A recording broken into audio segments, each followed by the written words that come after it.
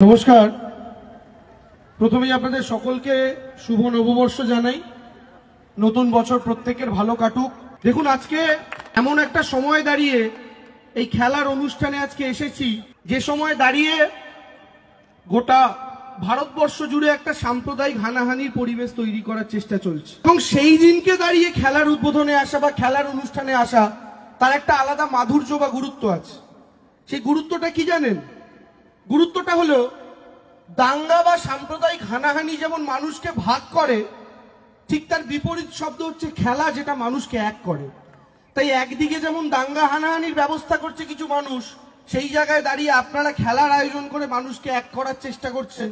এটা একটা বৃহত্তর উদ্যোগ। আমাদের পশ্চিমবঙ্গের মাটিতে দুঃখের বিষয়, এরকম সাম্প্রদায়িক হানাহানির পরিবেশ ছিল না, এরকম দিন আমাদের কখনো দেখতে হয়নি। কিন্তু অতি দুঃখের বিষয়, যেহেতু এটা রাজনৈতিক মঞ্চ আইএনটিটিউসির উদ্যোগে প্রোগ্রাম বলতে কোনো দ্বিধা নেই, যে 2014 সাল থেকে দিল্লির বুকে একটা সরকার আসার পর থেকে ক্রমাগত রাজনীতির ইস্যুটাকে হিন্দু মুসলমানে ট্রান্সফার করে দেওয়া হয়েছে।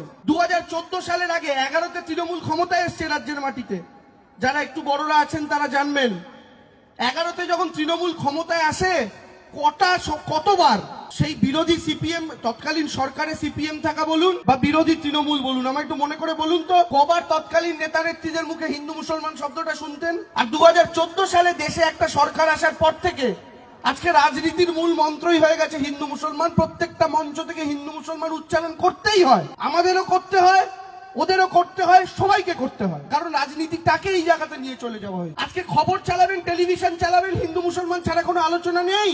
চাকরি নিয়ে আলোচনা নেই, মূল্যবৃদ্ধি নিয়ে আলোচনা নেই। আপনার আমার মা বাবারা যে ওষুধ খায়, সুগারের ওষুধ, থাইরয়েডের ওষুধ থেকে শুরু করে দুর্ভাগ্যবশত যারা ক্যান্সারে আক্রান্ত, তাদের ক্যান্সারের ওষুধ, সমস্ত ওষুধের দাম আজকে কয়েক গুণ বেড়েছে শেষ কয়েক বছরে। গত কয়েকদিন আগেও বাড়লো। গ্যাসের দাম 50 টাকা করে বাড়ালো এই 7 দিন আগে দিল্লির সরকার। সমস্ত জিনিস আপনি যদি দেখেন, 2014 আগে কত দামে কিনতেন, আজ কত দামে কেনেন দেখুন। কিন্তু রোজগার কি বাড়াতে পেরেছে? পারেনি, শুধু খরচ বেড়েছে। ওরা জানে এটা নিয়ে মানুষ প্রতিবাদ করবে, মানুষ কথা বলবে, তাই ওদের একমাত্র ওষুধ মানুষে মানুষে ভাগ করো। ব্রিটিশরা এই পলিসি খেলেছিল। ব্রিটিশরা যখন বুঝলো যে হিন্দু মুসলমান নির্বিশেষে ভারতীয়রা একসাথে মিলে তাদেরকে ভাগিয়ে দেবে ভারত থেকে, তখন ব্রিটিশরা কি করলো? বললে ভারতের ভিতটাকেই দুর্বল করে দাও, এমন করে দাও যে নিজেদের মধ্যে ঝগড়া করে মরুক, আমাদের শত্রু ভেবে ভুলে যাক। আর তারা ওই কাজ অনেকটা সফল হয়েছে। ভারতবর্ষকে হিন্দু মুসলমানের দাঙ্গায় মাতিয়ে দিল, আর নিজেরা দিনের পর দিন রাজত্ব করতে থাকলো।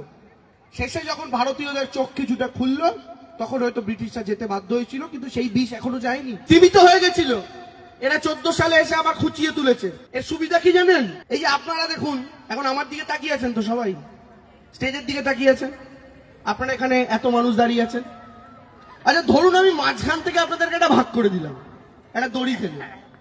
আপনার বাদিকে একাংশ, ডান দিকে একাংশ দাঁড়িয়ে আছেন। এখন আপনারা মঞ্চের দিকে তাকিয়ে আছেন সবাই। এবার মাঝখান থেকে আমি ভাগ করার পর আমার দুটো গ্রুপের ছেলেকে 5 জন 10 জন করে, একজনকে ডান দিকের ভাগে পাঠিয়ে দিলাম, আর একটা গ্রুপকে বাঁ দিকের ভাগে পাঠিয়ে দিলাম। ওদের কাজ হলো বাঁ দিকের লোকজনদের কানে কানে গিয়ে বলা, জানেন দাদা ডান দিকের লোকেরা কি গালাগালিটাই না করছিল আপনাদের। আর ডান দিকের গ্রুপটার কাজ ডান দিকের ভিড়ের মধ্যে গিয়ে বলা, দাদা জানেন বাঁ দিকের লোকেরা আপনাদের নামে কি গালাগালিটাই না করছিল। আপনারা যেই শুনবেন বাঁ দিকের লোকেরা আপনাদের গালাগালি করছে, আপনারা খেপে যাবেন। বাঁ দিকের লোকেরা যেই শুনবে ডান দিকের লোকেরা গালাগাল করছে, আর খেপে যাবে। এবার আপনারা আভ্যন্তরীণ নিজেদের মধ্যে দ্বন্দ্ব শুরু করবেন, ঝগড়া শুরু করবেন, হয়তো মারামারিও শুরু হয়ে গেল, কে বলতে পারে। এই আপনারা যখন মারামারি ঝগড়া শুরু করবেন, এখন তো আপনারা স্টেজে আমার দিকে তাকিয়ে আছেন, তখন কি আর আমার দিকে তাকিয়ে থাকবেন? তাকাবেন না। তখন আপনি তাকাবেন এর দিকে, তাকাবে আপনার দিকে। আর আমি তখন রাজনৈতিক নেতা কি করব, এই মঞ্চের ওপর থেকে সুন্দর সুন্দর চেয়ার টেবিলগুলো গাড়িতে করে তুলে নিয়ে হাওয়া, আপনারা ঝগড়া থামিয়ে স্টেজে দেখবেন ধা। এইটা হচ্ছে এদের রাজনৈতিক পলিসি। মানুষের মধ্যে বিভেদ করো, তারা যখন নিজেদের মধ্যে ঝগড়ায় মত্ত, তখন দেশটা বিক্রি করে চলে যাও।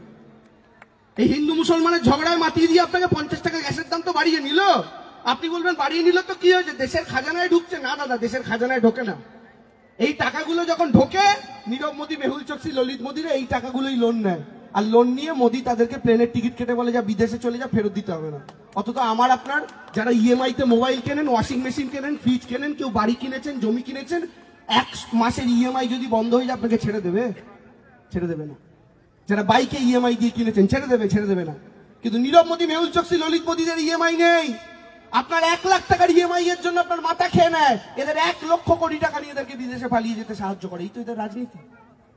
আমি বাঁকুড়ার মানুষকে ধন্যবাদ জানাবো, আপনারা 2024-এ বুঝেছেন, বুঝে এদের এই রাজনীতিটাকে ব্যর্থ করেছেন, ত্যাগ করেছেন। এরা আবার সে জিনিস শুরু করেছে। পশ্চিমবঙ্গের মাটিতে গত 2-3 দিনে কয়েকটা জায়গায় সাম্প্রদায়িক উত্তেজনার ঘটনা ঘটিয়েছে। দুঃখের বিষয় কি জানেন? প্রত্যেকটা সাধারণ মানুষ বলছে, যারা এসে ভাঙচুর করলো, পাথর ছুড়লো, তাদেরকে আমরা এলাকাতেই দেখিনি কোনোদিন। এরা এলো কোথা থেকে? এলাকার পাশে বর্ডার খুলে দিচ্ছে। দুঃখের বিষয়, বর্ডার খুলে বাংলাদেশ থেকে জামাতদের ঢোকাচ্ছে, ওদেরকে দিয়ে পয়সার সেটিং করে হিংসা হানাহানি পরিবেশ তৈরি করে আবার বর্ডার খুলে পালিয়ে যেতে হেল্প করছে। এই রাজনীতি এত নোংরা জায়গায় নিয়ে চলে গেছে। শুধুমাত্র একটাই উদ্দেশ্য, বাংলায় ক্ষমতা দখল করো। আর এরা বাংলায় ক্ষমতা দখল করলে কি হবে জানেন? বেশি কিছু না। এখন তো তাও জিনিসপত্রের দাম বাড়লে কিছু সমস্যা হলে প্রতিবাদ করার একটা মুখ আছে মমতা বন্দ্যোপাধ্যায়। এরা ক্ষমতা দখল করে প্রথম আমার আপনার কৃষ্টি সংস্কৃতিটা নষ্ট করবে, বাঁকুড়ার কৃষ্টি সংস্কৃতি নষ্ট করবে।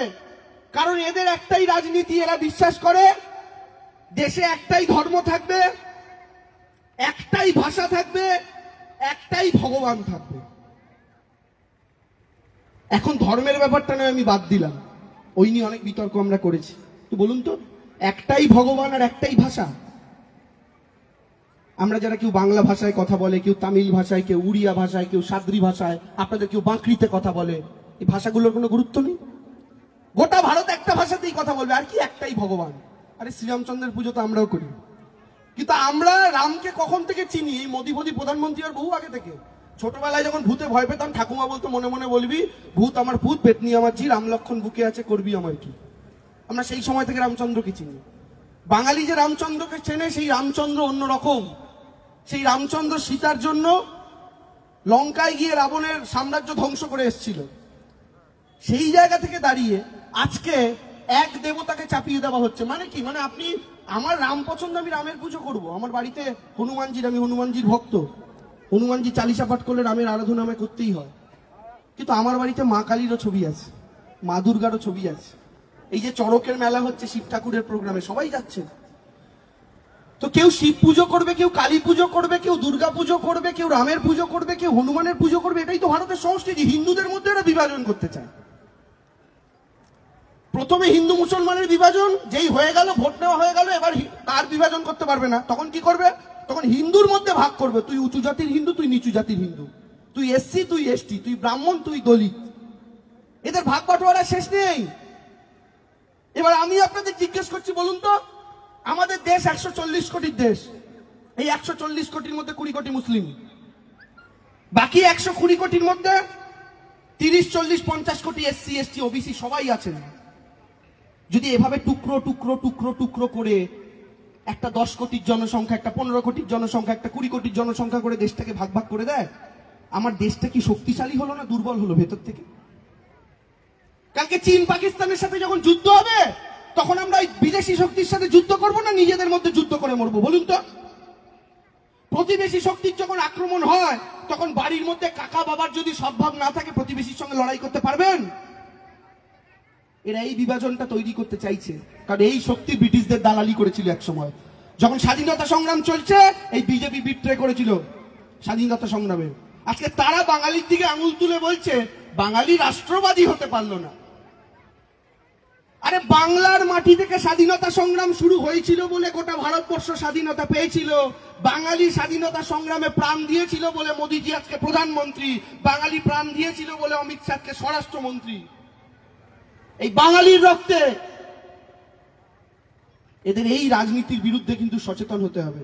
মোবাইলে অনেক ভিডিও ঘুরে ফিরে আসবে, অনেক ভিডিও আসছে, কেউ ভাঙচুর করছে দেখা যাচ্ছে, কেউ কিছু বলছে দেখা যাচ্ছে, এবং ভিডিওগুলো কিছু মিথ্যা আছে, কিছু সত্যিও আছে।